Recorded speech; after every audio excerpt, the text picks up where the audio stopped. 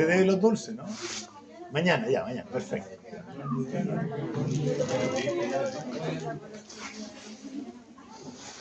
Yo creo que estaba apuntando el pie. A ver. ¿Qué va? Bien, por favor pongan atención.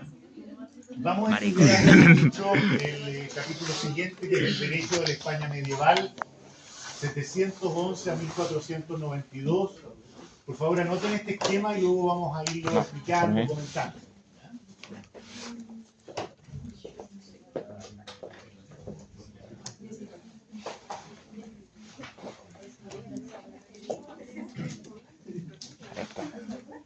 Algún día voy a hacer esa weá.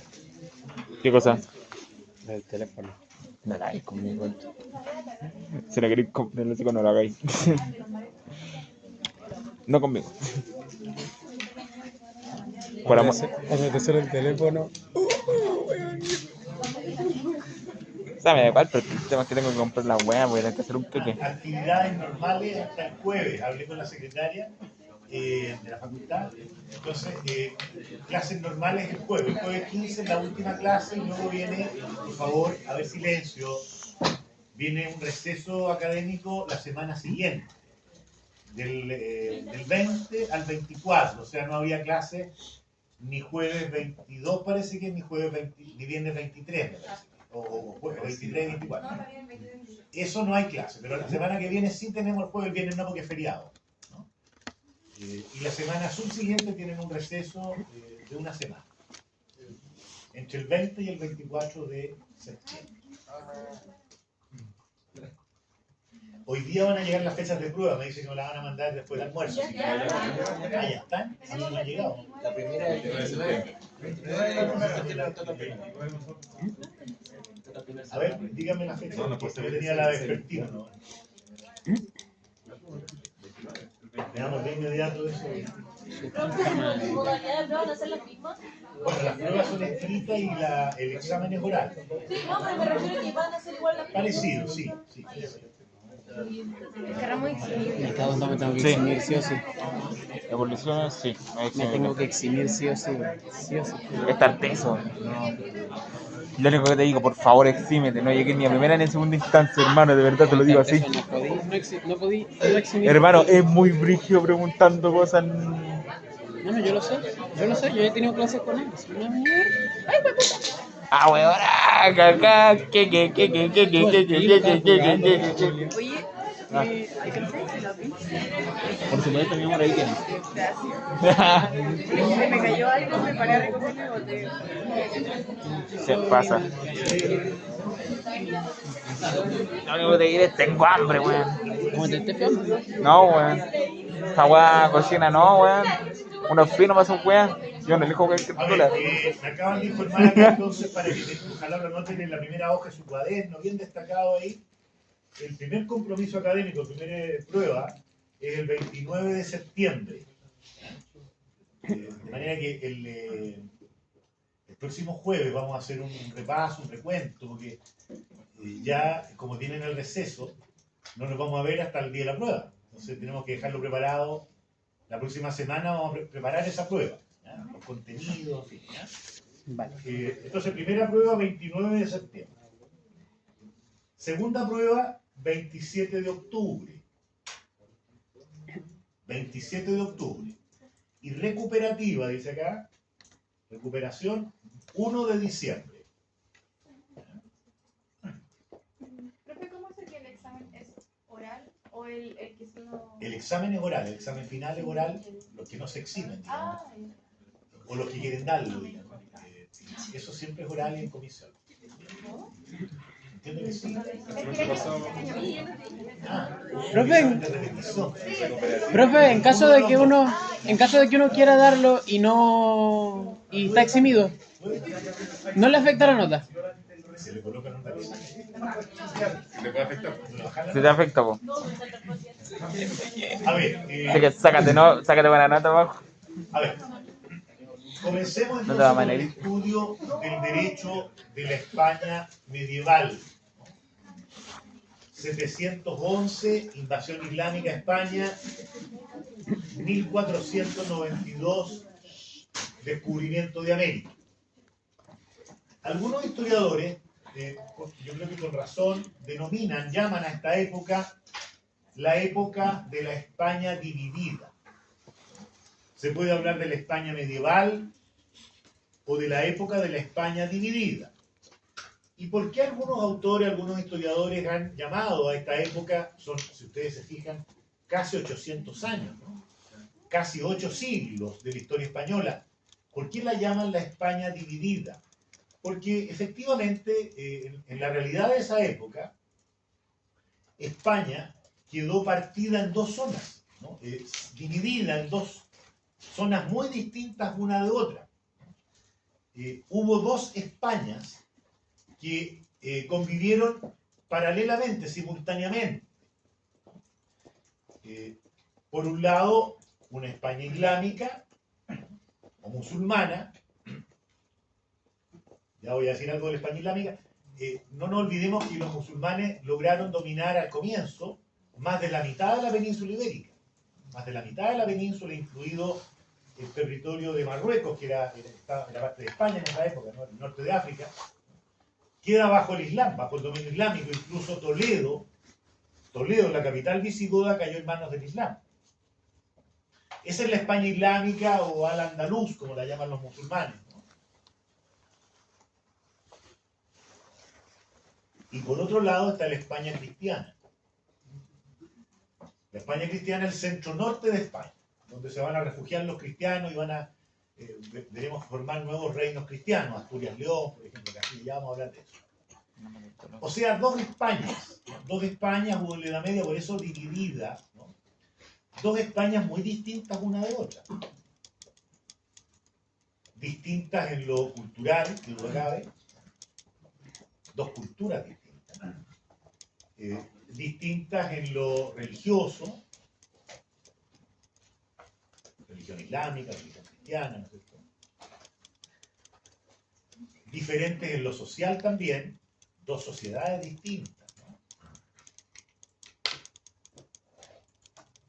Y por cierto, distintas en lo jurídico. En lo jurídico, en la España islámica rige el derecho musulmán, ya veremos básicamente a quiénes se aplica y a quiénes no.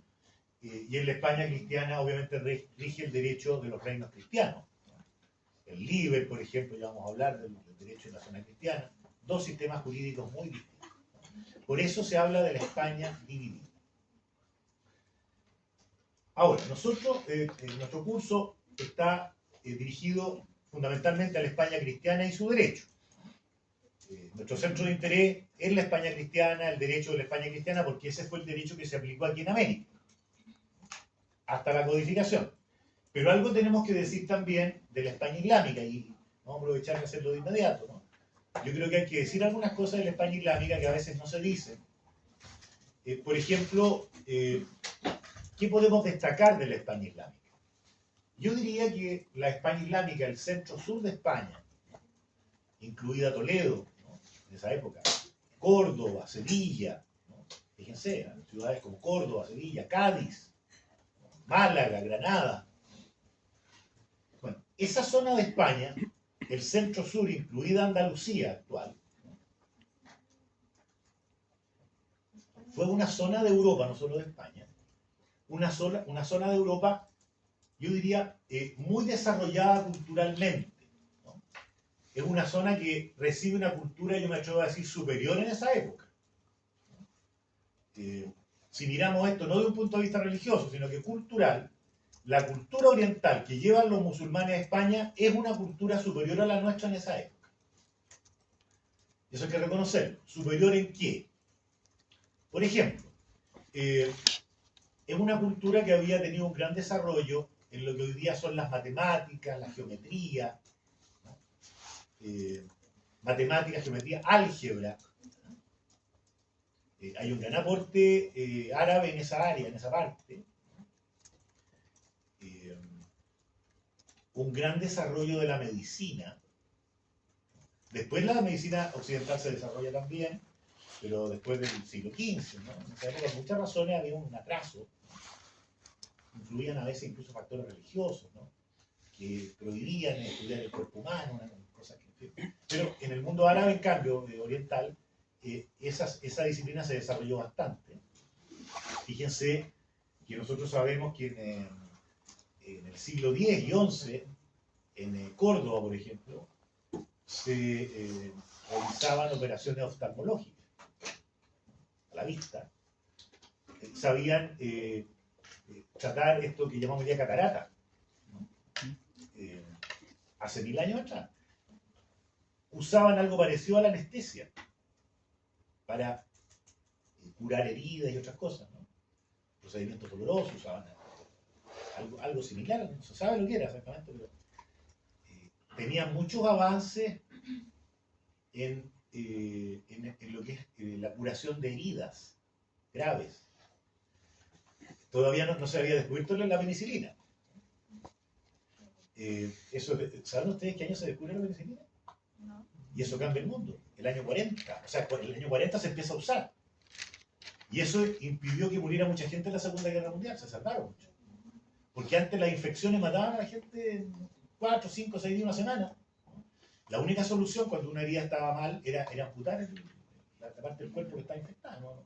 Si no se moría.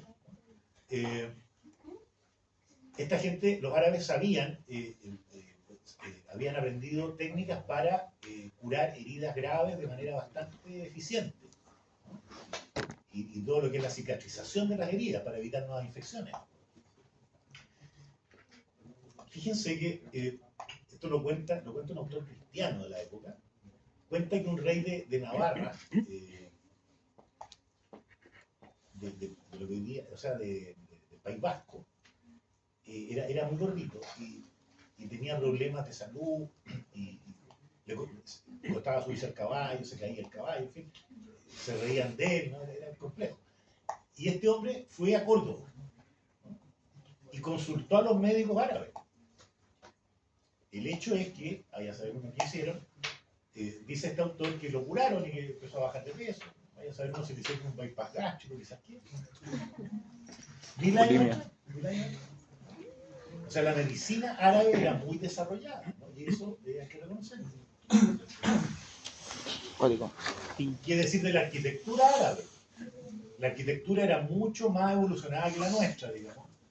Es cierto que el Imperio Romano y los griegos llegaron a un desarrollo en eso, pero luego viene una involución, ¿no?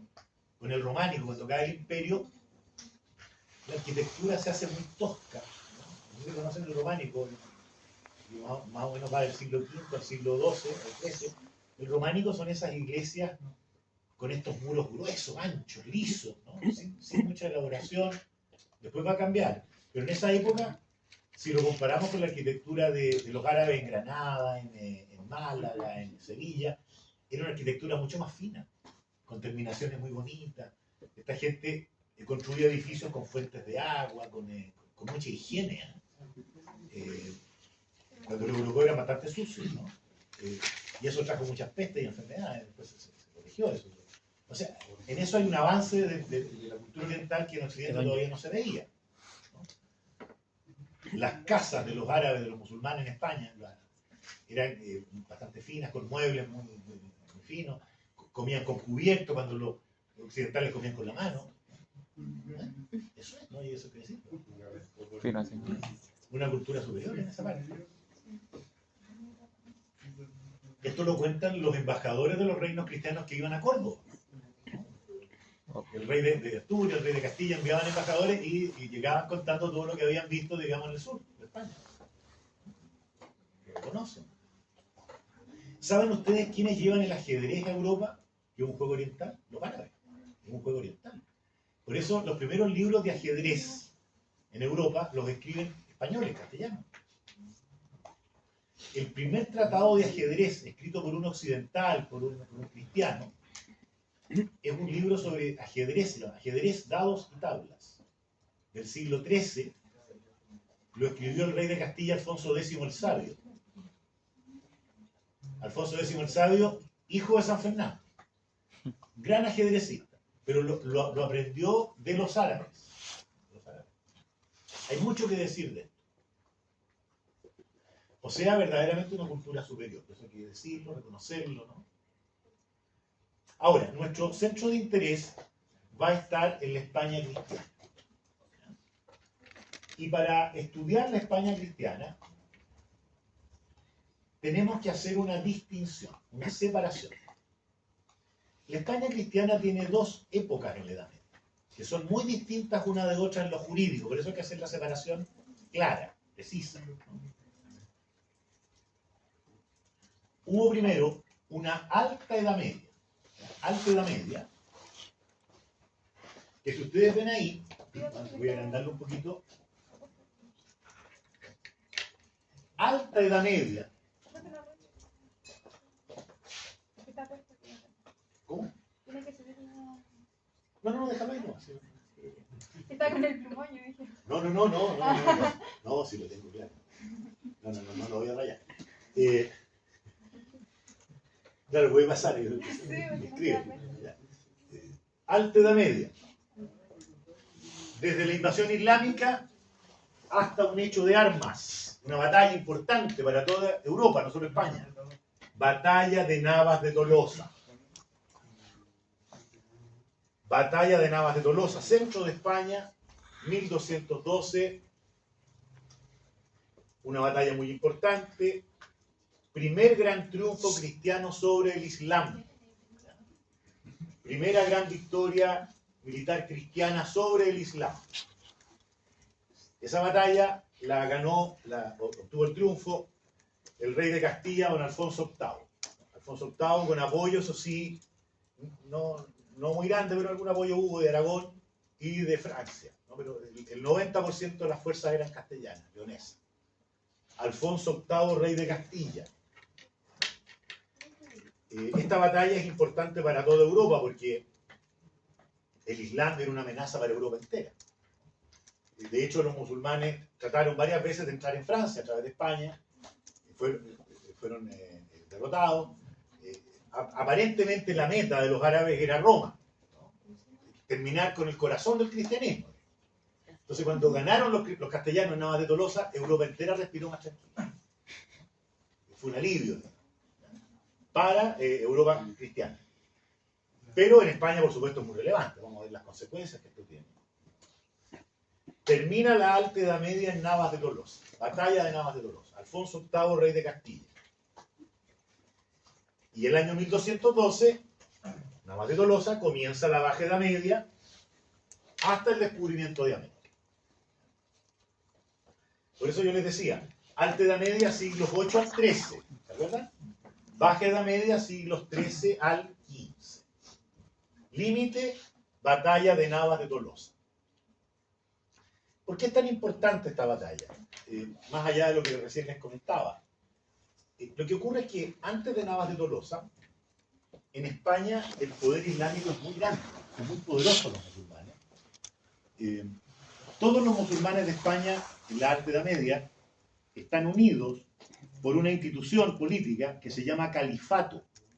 Califato sinónimo de imperio. Entonces todos los musulmanes de España, más Marruecos, África, obedecían al califato de Córdoba. La capital era Córdoba. Un poder militar enorme. De hecho, se dieron el lujo varias veces de atacar el norte de España. Llegaron una vez a Santiago de Compostela, allá arriba. Saquearon, digamos, buena parte de la España cristiana. Obedecen al califato de Córdoba. Gracias. Capital Córdoba. Córdoba era una ciudad en esa época que tenía aproximadamente 300.000 habitantes, lo que en la época era mucho. Era la ciudad más poblada de Europa. Fíjense. Cuando Londres tenía 30.000, a propósito que la reina se me está diciendo. Londres 30.000, Córdoba 300.000 habitantes. En Córdoba había escuela de medicina, 20 bibliotecas públicas, en fin, una ciudad importantísima, con edificios muy bonitos, ¿no? Capital del califato. Y en el norte reinos cristianos muy pequeños todavía, muy débiles, muy pobres todavía. Esa es la Alta Edad Media. ¿Qué ocurre en Navas de Tolosa? Las derrotas siempre producen divisiones. Y entonces, ¿qué ocurrió con la derrota musulmana en Navas de Tolosa? Los musulmanes se dividen. De un califato, ahora, ¿qué es lo que tenemos en la Baja Edad Media? 1212 años siguientes. 30 reinos musulmanes en España. Del califato a 30 reinos musulmanes, llamados taifas, las taifas. 30 taifas, con ese, taifas. División. De 30 reinos. 30 reinos musulmanes o reinos de taifas. División de los musulmanes. Entonces pelean entre sí, unos se pasan al bando cristiano. Y entonces, ¿qué ocurre después de Navas de Tolosa? Tenemos en la Baja Edad Media a los musulmanes divididos, debilitados, y en cambio, en el sector cristiano, un reino cristiano en expansión, un reino que se transforma en potencia, ¿no? Castilla-León. Castilla-León aumenta su territorio, su población. Se había recuperado Toledo ya. Fíjense que en 100 años, de 1212, 100 años, Toledo ya era cristiano. De 1212 a 1312, en esos 100 años que siguieron a Navas de Tolosa, que fue un desastre para los musulmanes, ¿no? Castilla-León recupera, yo diría que más de 2/3 de Andalucía. 2/3 partes de Andalucía, Sevilla, Córdoba, Cádiz, por ejemplo, vuelven a manos cristianas, se incorporan a Castilla-León. El único territorio que los musulmanes lograron conservar hasta el final, ¿no? 1492, fue Granada, el reino de Granada. O sea, un desastre para los musulmanes. Pero por el otro lado, es una moneda de dos caras esta, ¿no? Castilla-León se fortalece, ya lo vamos a ver cuando estudiemos la Baja Edad Media, es una potencia europea, aumenta su territorio, su población, duplica su territorio y su población en 100 años. Entonces, eso marca Navas de Tolosa, cambian las cosas. Les voy a mostrar un mapita que muestra cómo quedó España luego de Navas de Tolosa, y ahí aparece Granada como el único territorio que aún era musulmán, ¿no? Es un mapa más o menos del siglo XIV y XV.